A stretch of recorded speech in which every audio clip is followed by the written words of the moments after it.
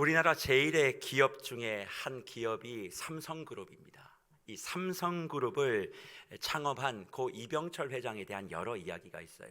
먼저 우리 성도님들은 삼성그룹, 삼성이라고 하는 그 말의 의미가 무엇인 줄 아십니까? 저는 삼성이 원래 별 3개잖아요. 그래서 별 3개만 있는 그룹인 줄 알았는데 거기에 의미가 있어요. 석삼을 쓰면서 큰 것, 많은 것, 강한 것, 큰 것, 많은 것, 강한 것, 그게 3개예요. 그리고 별성자를 쓰면서 밝고 높고 영원한 것, 그러니까 이게 세 가지가 담겨져 있는 그런 그룹이 되었으면 좋겠다, 그런 마음을 가지고 이병철 회장이 이 삼성이라는 그룹을 이제 창업하게 되어집니다. 근데 사실 삼성의 시작은 1938년이거든요. 그때에 자본금 3만 원을 가지고 삼성그룹이 시작합니다. 근데 그때에 삼성그룹은 무엇을 시작했냐면 중국을 이병철 회장이 왔다 갔다 하면서 무역업을 시작합니다. 그래서 삼성이라고 하는 이 회사의 첫 번째 모습은 무역업이었어요. 대구가 중심이 되니까 대구에서 제일 많이 나는 것 중에 하나가 뭐냐면 사과죠. 능금, 사과, 그리고 뭐 건어물, 이런 것들을 가지고 막 이렇게 이제 사업을 번창해 갔습니다. 근데 이게 굉장히 사업이 잘 돼요. 그래서 이병철 회장이 사업은 한 번도 실패한 적이 없다 그렇게 생각하시는 분들 계시지만 사실 그렇지는 않습니다.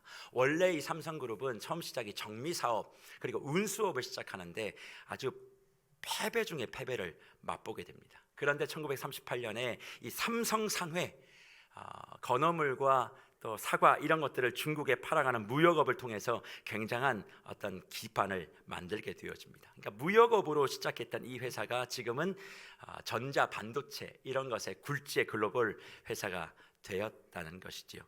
그래서 이병철 회장의 이런 그 고집스러운 어떤 그 사업의 모습 속에서 그가 했던 여러 가지 이야기들이 조금 있는데 그 이야기들 가운데 우리가 새겨 들어야 될 그런 말씀들이 조금 있습니다. 그게 뭐냐면 이런 이야기를 했다 그래요. 목표는 조금 무리하게 세워라. 목표는 좀 무리하게 세워라. 계획이란 실천 가능성이 있는 것을 세워야 하고 다소 무리한 목표를 세웠다고 해도 실천하려고 하면 목표를 이룰 수가 있다는 거예요. 그러니까 수준을 자꾸 낮추지 마라. 조금 높게 세워서 거기에서 주어지는 여러 가지 많은 것들에 대한 하나님의 놀라우신 계획들을 잘 이루어갈 수 있는, 자신의 목표를 잘 이루어갈 수 있는 그런 것들을 좀 성취하는 그런 모습들 많이 강조했다고 합니다. 그리고 실패할 거란 생각하지 마라. 사업하는 사람에게 있어서 실패할 거라고 하는 그런 생각은 가장 위험하다. 어느 사업이나 실패의 위협은 다 있기 때문에 처음부터 실패할 여지가 있다고 생각하고 일을 시작하면 굉장히 위험하다, 그런 이야기를 했다고 하죠. 그래서 늘 10년 뒤, 20년 뒤를 생각하며 결정해야 되고 이런 결정을 통해서 회사를 발전시킬 수 있는 사람들만 등용할 것을 이야기하며 절대 삼성에서 등용하지 말아야 될 3가지의 사람의 유형을 이야기했다 그래요. 그게 뭔지 아십니까? 첫째는 이것입니다. 어려운 일을 도전하지 않고 쉬운 일만 찾아서 행하는 사람. 이런 사람 삼성에 기용하지 마라. 어려운 일에 도전하지 않는 사람, 어렵다고 포기하는 사람, 늘 쉬운 것만 찾고 자기가 하지 아니하고 남들에게 막 시키는 사람, 그것조차 남들에게 시키는 사람 절대 등용하지 마라. 그리고 두 번째는 이런 사람 절대 등용하지 마라, 그렇게 이야기를 하고 있는데 이야기를 해도 못 알아듣는 사람. 저 이거 완전 공감합니다. 말을 해도 못 알아듣는 사람. 그런데 그런 사람 절대 등용하지 말고 마지막에는 어떤 사람을 등용하지 말라고 이병철 회장이 얘기하냐면 알아듣긴 해도 뭐하지 않는 사람? 실천하지 않는 사람. 알아듣기는 해도 실천하지 않는 사람, 그런 사람들 절대 등용하지 말라, 그런 생각을 가지고, 그러니까 이병철 회장의 그런 정신 그리고 인재 등용에 대한 분명한 원칙을 가지고 오늘 삼성이 이렇게 글로벌 회사가 되었다는 거예요. 그런데 사실 이런 어떤 정신 또 인재의 등용도 중요하지만 삼성이 오늘 여기까지 올 때까지 가장 중요한 것은 이 사업의 대박 때문에 그렇습니다. 삼성이 이렇게 놀라운 회사가 될 수 있었던 가장 강력한 회사의 성공은 뭔 줄 아세요? 뭐 같습니까? 이 전자산업, 반도체 사업 뭐 이런 걸 통해서 놀라운 이런 기업을 만들었는데 사실 삼성이 이렇게 되기에 아주 놀라운 발판을 만들어줬던 사업은 사실 국수산업의 성공입니다. 혹시 우리 지금 여기 청년들 잘 모르실 텐데 별표국수라는 거 있습니다. 뭐 끄덕이시는 분들 몇 분 계시네요. 오래 사셨다는 이야기입니다. 별표국수라고, 당시에는 칼국수, 그러니까 이제 밀가루 반죽을 막 해가지고 칼로 이렇게 썰어가지고 국수를 먹었던 그 시절. 그런데 이제는 지금 우리가 얘기하는 것처럼 물에 그냥 면만 집어넣어도 이게 이렇게 삶아져서 나올 수 있는 바로 그 별표 국수를 삼성이 만들어서 대박을 친 거죠. 사실 국가정책과도 좀 연결이 되어 있습니다. 그 당시에 300산업이라고 세 가지의 흰색 가지고 있는 사업, 이거 우리 중등고등부 잘 기억하면 산업화 시험 볼 때 잘 볼 수 있습니다. 300산업이라고 재분 재당 방직, 이것이 우리나라 기간 산업으로 굉장히 투자를 많이 했을 때 그 밀가루, 사실은 쌀도 잘 먹지 못했던 그 시대에 이제 밀가루 같은 것들의 사업을 막 지원을 해준 것이죠. 그러니까 국수가 인기를 얻게 된 겁니다. 사실 지금도 국수는 우리 모두가 좋아하는 음식 중에 하나입니다. 종류도 다양해가지고 뭐 여러 가지 이름들이 다 불려지죠. 자기 기호에 맞는 여러 고명들을 가지고 여러 가지 많은 국수, 뭐 비빔국수도 해먹고 회국수도 해먹고 뭐 합니다. 그런데 그런 국수 중에 제일 이해가 안 되는 국수가 하나 있습니다. 그게 뭔 줄 아십니까? 잔치국수입니다.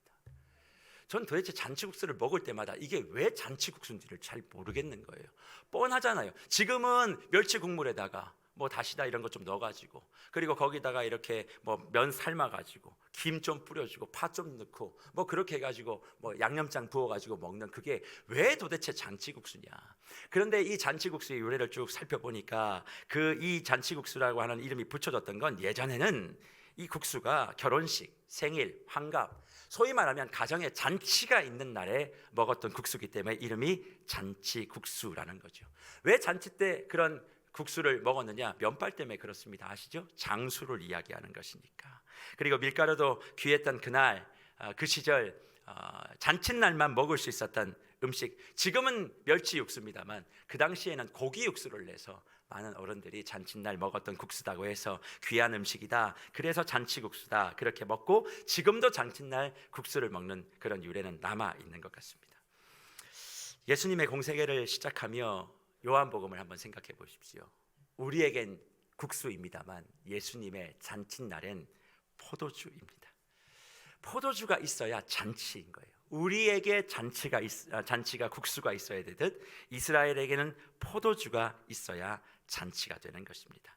그러니 이스라엘의 결혼식장에 가장 중요한 음식이 있다면 포도주예요. 그런데 요한복음 2장에 보면 그 포도주가 동이 나버린 상황이 발생하고 예수님의 어머니가 예수님께 이 상황을 이야기하니까 종들에게 예수님의 말씀대로 좀 하라, 그렇게 이야기하고, 예수님께서는 종들에게 돌 항아리 6개 물 좀 채워라, 그리고 그걸 가져다 줘라 라고 하니까 처음보다 더 좋은 포도주가 되었다라고 하는 것이 오늘 본문의 이야기고, 그리고 이 사건의 결론에 보면 뭐라고 말씀하고 있냐면 11절에 예수께서 이 첫 표적을 갈릴리 가나에서 행하여 그의 영광을 나타내심에 제자들이 그를 믿었다, 그렇게 말씀하고 있어요. 첫 번째 표적임을 이야기하고 이것을 통해서 하나님의 영광, 예수의 영광이 나타났고 그 영광이 믿음으로 이어졌다. 누구의 믿음? 제자들의 믿음으로 이어졌다, 그렇게 말씀하고 있습니다.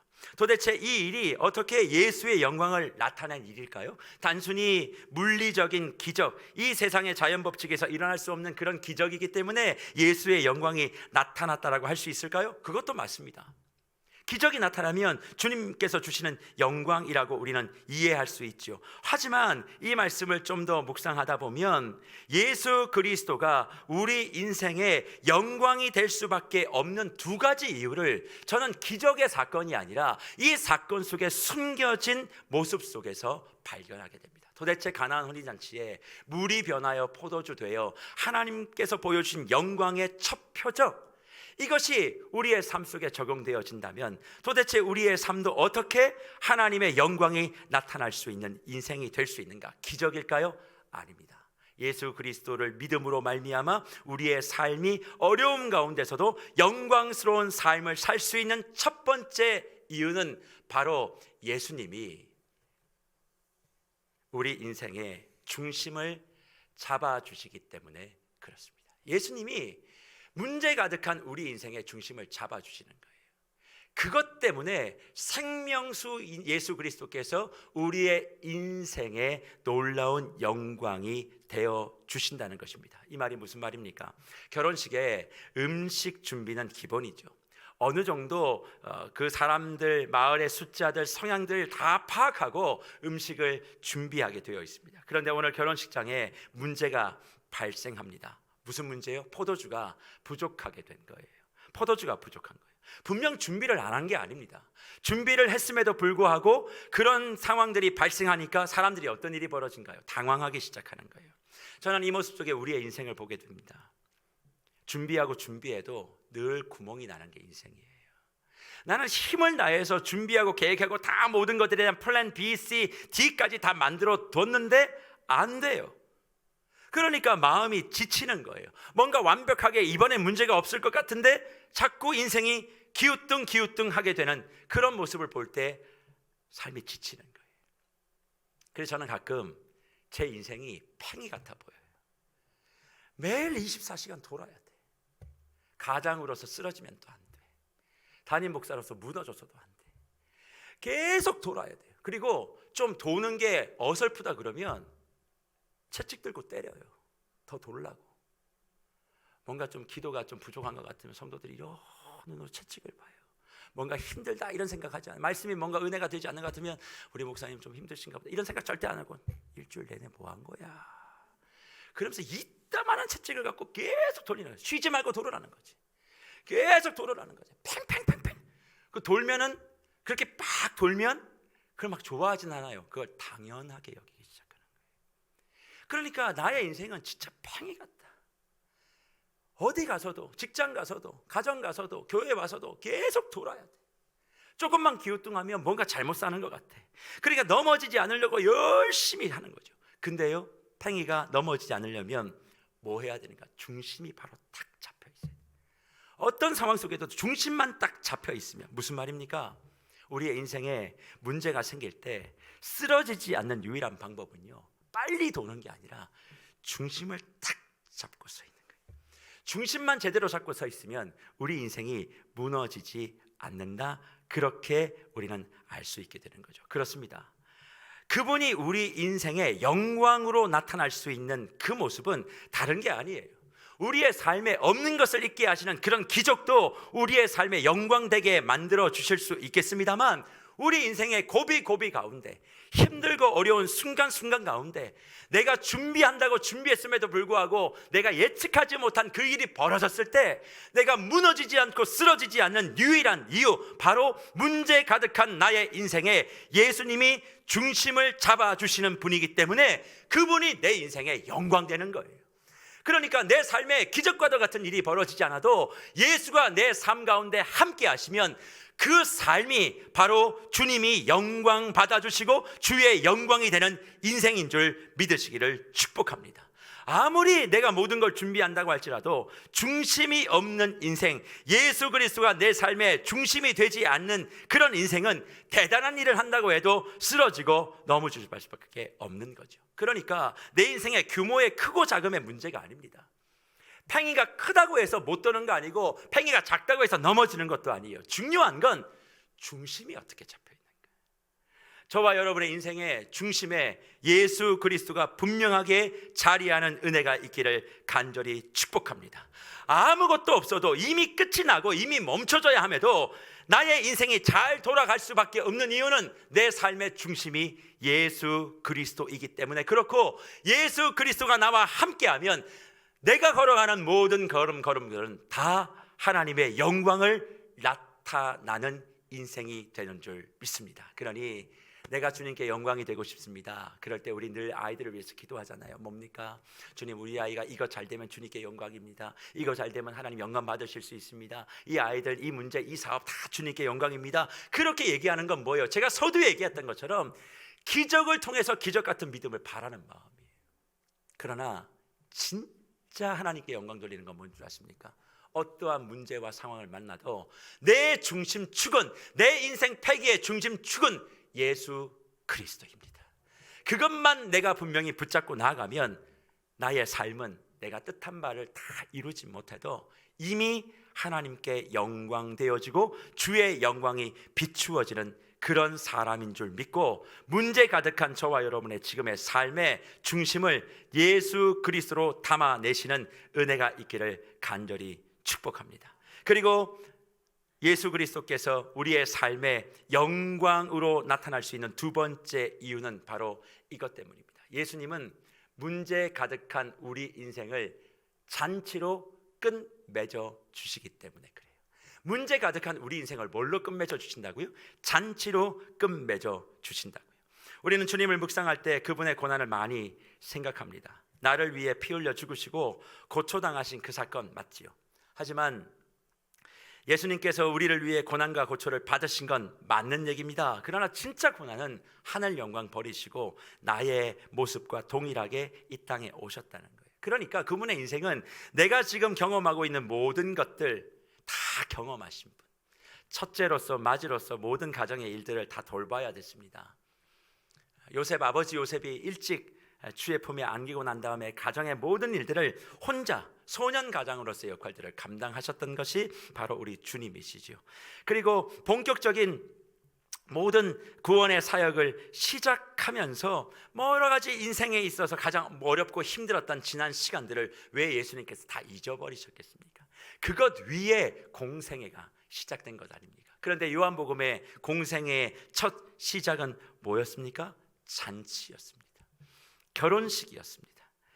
우리 인생이 잘 되고 우리 인생의 신앙이 모든 행하는 일들이 희락과 기쁨과 즐거움의 잔치가 가득하기를 소망하는 마음으로 요한복음을 통해 주님은 우리의 인생, 아니 예수 그리스도의 첫 번째 표적이 바로 잔치인 것을 말씀하고 있는 것이죠. 그래서 요한복음 2장 10절 말씀을 보십시오. 뭐라고 말씀하고 있습니까? 이렇게 말씀하죠. 말하되 사람마다 먼저 좋은 포도주를 내고 취한 후에 낮은 것을 내거든 그대는 지금까지 좋은 포도주를 두었다, 그렇게 말씀하고 있습니다. 좋은 포도주를 언제까지? 지금까지 두었다라는 거예요. 지금까지 좋은 포도주를 준비하고 잔치의 기쁨이 사라지지 않게 해주시는 분이 바로 우리 구주 예수 그리스도인 것입니다. 그분이 나의 중심이라고 믿는다면 내가 위기는 경험할 수 있고 조금 흔들릴 수는 있지만 쓰러지지 않고 넘어지지 않고 계속 그 길을 가게 만들어 주실 거예요. 근데 그 길은 끝이 없는 그 길이 아니라 끝이 있습니다. 그 끝은 뭡니까? 지금까지도 좋은 것을 공급해 주시는 주님으로 말미암아 내 인생이 잔치로 마무리되어지는 것입니다. 왜 그럴까요?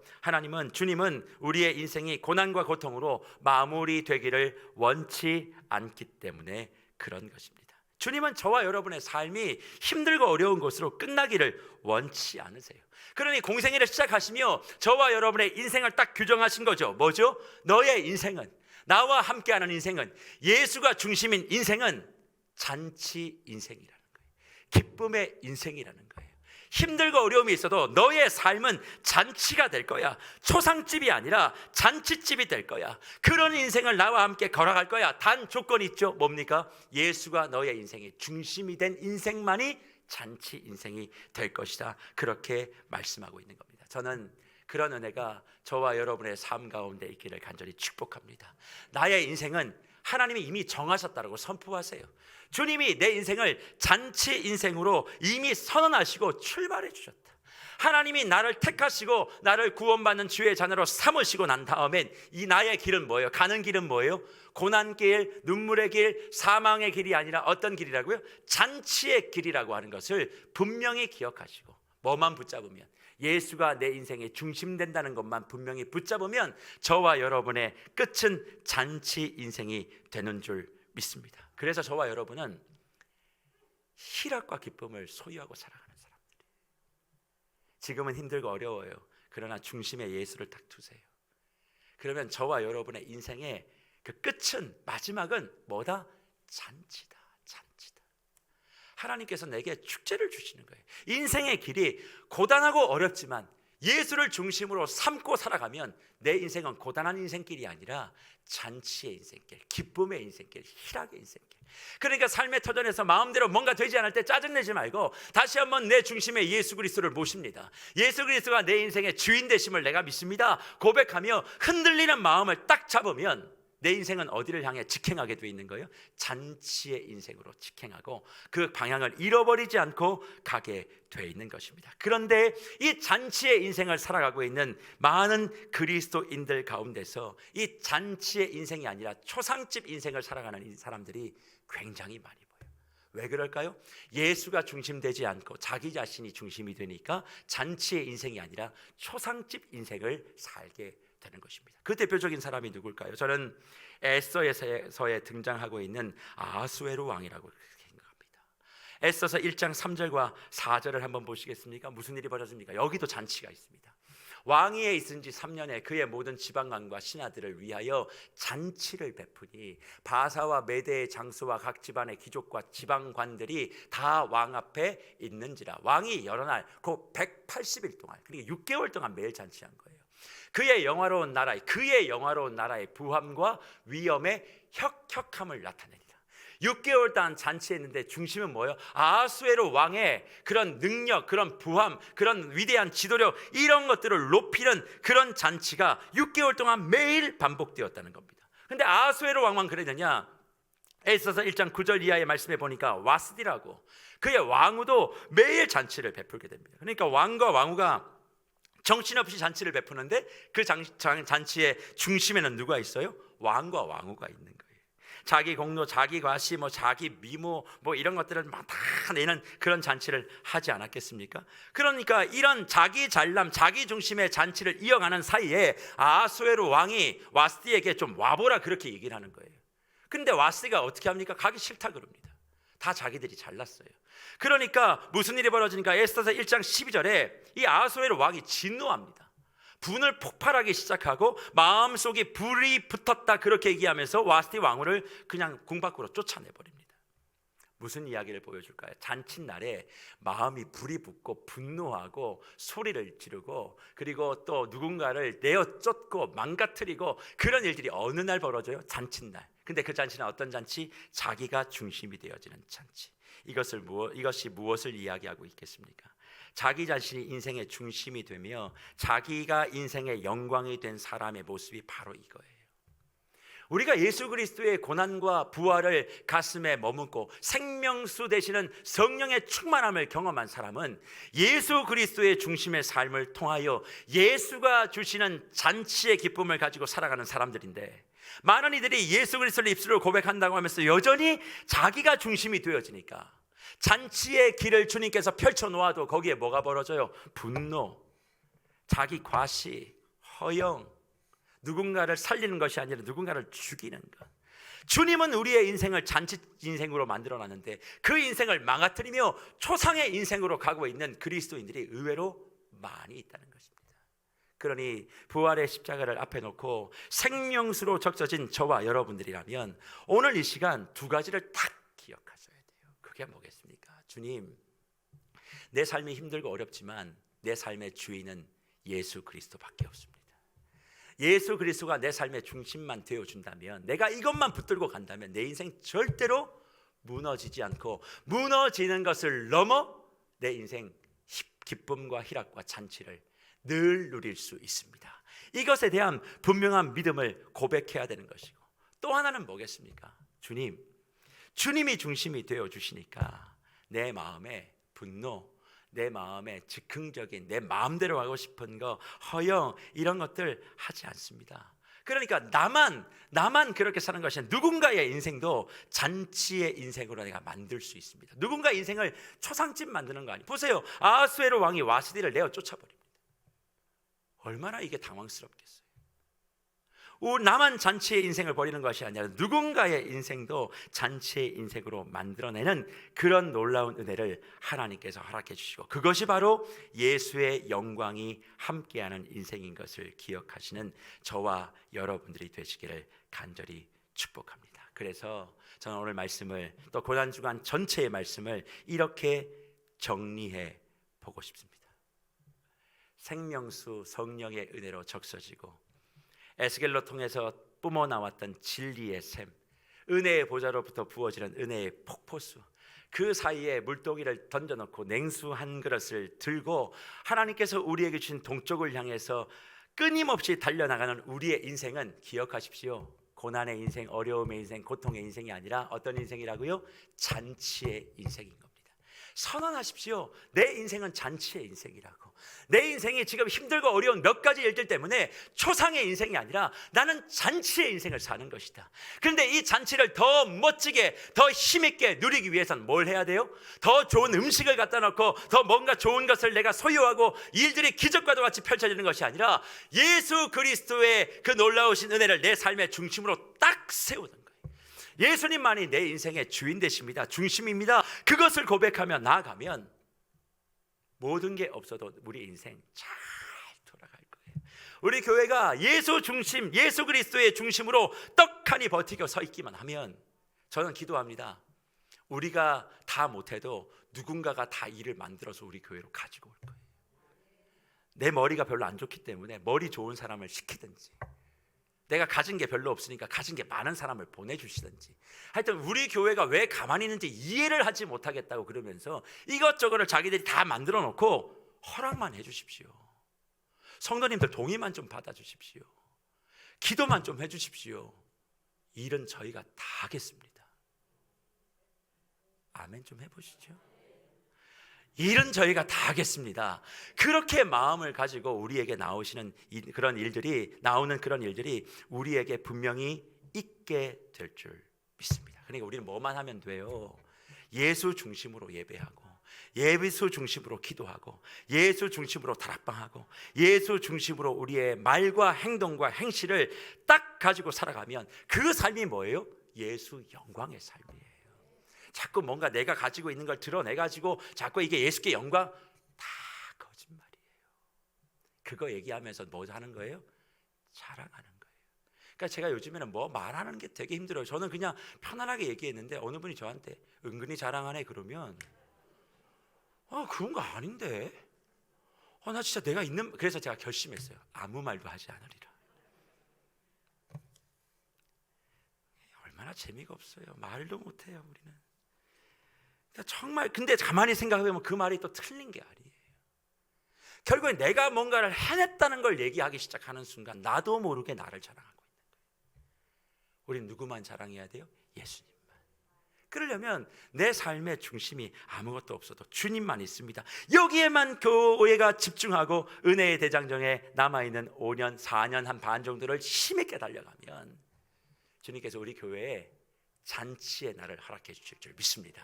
그래서 은혜의 대장정 6년차 마지막 키워드가 뭐예요? 기쁨이에요. 기쁨. 뭐라고요? 기쁨. 우리는 기쁨을 향해서 걸어가는 거예요.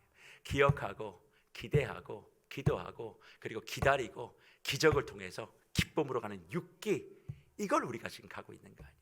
그런데 오늘 요한복음 2장을 통해서 오늘 고난주간 3차 특세를 통해서 하나님 말씀하십니다. 너희 교회의 삶은, 너희의 인생은 잔치의 인생으로 내가 결정지었어. 너희의 삶은, 너희의 사역은 잔치의 사역이 될 거야. 그러니 다른 거 자꾸 얘기하지 마. 나의 팽이는 작습니다. 나의 어떤 밭은 규모는 가지고 있는 건 이거밖에 되지 않습니다. 그걸로 원망하고 짜증내고 안 되는 것 때문에 주저앉지 말고 예수 그리스도의 중심된 인생, 예수 그리스도의 중심된 사역만 집중해. 그가 우리의 삶의 사역의 중심만 잡아주면 우리의 삶은 뭐로 끝낼 수 있다? 잔치로 끝낼 수 있다. 그래서 오늘 새벽 만나가 뭐라고요? 잔치국수인 거예요. 사역 하나에도 뭐가 있다? 의미가 있다. 그냥 하고 날리는 사역은 다 소용이 없어요. 그러니까 먹을 때마다 뭘 기대하셔야 돼요? 주여 나의 인생의 잔칫날을 열어주신 것을 감사합니다. 그런 마음 딱 가지고 또 가면서 뭐야 이게 잔치국수야 또 이런 거, 이거 하나님께서 잔치의 인생을 열어줬는데 초상의 인생으로 바꾸시는 능력 있는 자들이에요. 그러니까 그런 분들은 평생 초상의 길로 가시고 작은 걸 할지라도 야 잔치국수를 주셨구나 그러면서 행복한 땅에서 주여 잔치국수 먹으면 행복하게 해주십시오. 잔치국수 대하면서 또 아름다운 그런 인생 되게 해주십시오. 그렇게 기도하는 사람에게 하나님이 은혜 주실 줄 믿습니다. 근데 또 부족할 것 같아서 김밥도 준다잖아요. 두 개를 잘 나누어 두시면서 우리의 삶에 기쁨과 잔치를 주시는 그 하나님을 힘있게 세워가시는 저와 여러분들이 되시기를 간절히 축복합니다.